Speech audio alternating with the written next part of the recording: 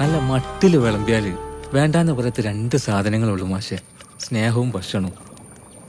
ഇതിൻ്റെ രണ്ടിൻ്റെയും ഗുണറിയാത്ത പൊന്നാനിക്കാരില്ല മാഷെ.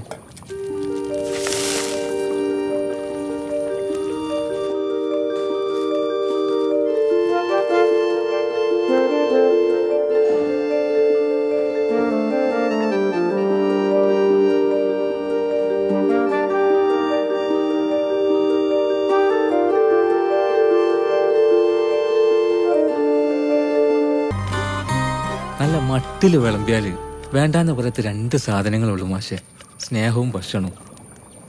ഇതിൻ്റെ രണ്ടിൻ്റെയും ഗുണറിയാത്ത പൊന്നാനിക്കാരില്ല മാഷെ.